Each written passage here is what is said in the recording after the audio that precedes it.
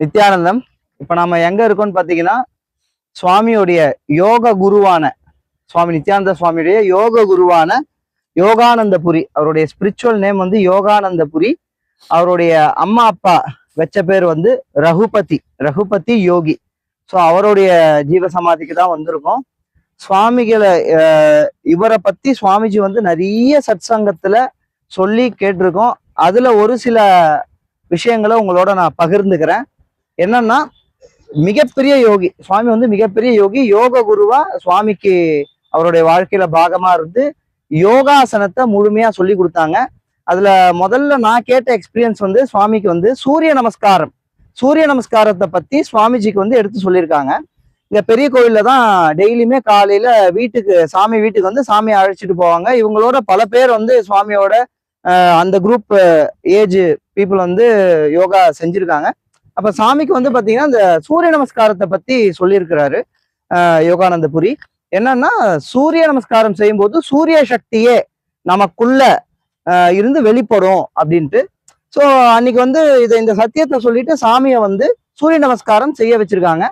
சாமி வந்து ஒரு குறிப்பிட்ட சூரிய நமஸ்காரம் செஞ்ச பிறகு கை கால்லாம் வலி எடுத்து, சாமி இன்னைக்கு போதும் சாமி, நாளைக்கு வந்து மீதி செஞ்சுக்கலான்னு அப்படின்னு நித்யானந்த சுவாமி வந்து அவரோட குருவான ரகுபதி யோகி அவர்கிட்ட சொல்லியிருக்காங்க. அப்போ அவர் வந்து சாமியை பத்தி கேட்டாராம், உனக்கு நான் என்ன சத்தியத்தை சொன்னேன் அப்படின்ட்டு. இந்த மாதிரி சூரிய நமஸ்காரம் செய்யும் போது சூரிய சக்தியே வெளிப்படும் அப்படின்ட்டு. அப்ப சூரிய சக்தி மூலியமா வெளிப்படுதுன்னா உனக்கு எப்படி டயர்ட்னஸ், உடம்பு வந்து சோர்வு தன்மை எப்படி கிடைக்கும்? சூரிய சக்தி வெளிப்படும் போது இன்னும் உனக்குள்ள சக்தி தானே வெளியே பொங்கணும், உனக்கு எப்படி சோர்வு கிடைக்கும்?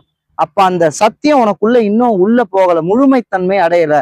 அந்த சத்தியம் வெளிப்படுற வரையும் சூரிய நமஸ்காரம் பண்ணுன்னு சொல்லிட்டு காலையில இருந்து ஈவினிங் வரையும் சூரியன் உதிக்கிறதுல இருந்து சூரியன் மறையற வரைக்கும் சூரிய நமஸ்காரம் செய்ய சொல்லிட்டு போயிட்டாராம்.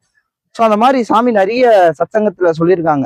அவருடைய ஒவ்வொரு குருமார்களும் ஒரு சத்தியம் தன்னுடைய பயோமெமரிலிருந்து மசூல் மெமரியா தசை நினைவா மாறுற வரைக்கும் அவரும் அடுத்த சத்தியத்தை நோக்கி போனதுல, அவருடைய குருமார்களும் அடுத்த சத்தியத்தை நோக்கி செல்ல விட்டதுல அப்படின்ட்டு நிறைய சுவாமிகளை பத்தி சொல்லியிருக்காங்க. அதே மாதிரி ஒரு இரும்பு கம்பி தன்னுடைய உடம்புல சுத்தி மூச்சை இழுத்து விட்டாருன்னா அப்படியே பட்டு பட்டுன்னு வெடிக்குமா. அதே மாதிரி குளத்துல, கோவில்ல இருக்கக்கூடிய குளம்னு நினைக்கிறேன், அங்க குளிக்க போகும்போது ரொம்ப சில்லுன்னு இருக்கும் அந்த ஏர்லி மார்னிங் பிரம்ம முகூர்த்தத்துல. அப்போ அப்படி கையை வச்சு அவர் ஏதோ பண்ணுவாராம், அந்த இடம் ஃபுல்லா அப்படியே அந்த இடம் மட்டும் வார்ம் வாட்டரா ஆயிடுமா. அந்த மாதிரி சொல்லியிருக்காங்க. அதே மாதிரி மேல போகக்கூடிய ஒரு பறவைய தன்னுடைய நாவல எழுப்புற சப்தத்தால வந்து அந்த சப்தத்தை எழுப்பினோடனே அந்த அந்த பறவை மேல ஏதோ கல்லோ ஏதோ எது அடிச்சா என்ன சப்தம் வருமோ அதை வாயில எழுப்பி அந்த பறவையை கீழே வைப்பாரு. ஸோ இந்த மாதிரி நிறைய அற்புதங்கள் தன்னுடைய யோக கலையினால செஞ்சவர் ரகுபதி யோகி. அதே மாதிரி ஒரு தடவை வயதான பிறகு அவருக்கு உடல்நிலை சரியில்லாத பிறகு அவங்களுடைய மகன்கள் வந்து ஹாஸ்பிட்டலுக்கு அழைச்சிட்டு போனப்ப டாக்டரையே மிரள வைக்கிற மாதிரி தன்னுடைய ஹார்ட்டை தன்னுடைய சங்கல்ப சக்தினால 3 முறை 4 முறை அந்த பல முறை அதை நிறுத்தி அந்த இசிஜி எடுக்கும்போது பாத்தீங்கன்னா ஹார்ட் டெட் ஆன மாதிரி, ஆனா அவர் உயிரோட இருக்காரு, ஹார்ட் டெட் ஆகுற மாதிரி அந்த இசிஜி மிஷின்ல எந்த விதமான பல்ஸ் ரேட்டிங்கும் வராத மாதிரி செஞ்சு அந்த மாதிரியான அற்புதங்கள்லாம் நிகழ்த்தியிருக்காரு. ஸோ இந்த மாதிரி நிறைய அற்புதங்கள் வந்து சுவாமிஜி வந்து எங்களோட பகிர்ந்திருக்காங்க. ஸோ அவருடைய ஜீவ சமாதியில நாம இருக்கோம். ஸோ எல்லாருமே நீங்களும் இதை வீடியோ பாக்குறவங்க எல்லாருமே சுவாமியை நமஸ்காரம் பண்ணிக்கோங்க. நன்றி. நித்யானந்தம். பரிவ்ராஜக யாத்திரை. 1 வருடத்தில் உங்கள் வாழ்க்கையை மாற்றிக்கொள்ள பதிவு செய்யுங்கள்.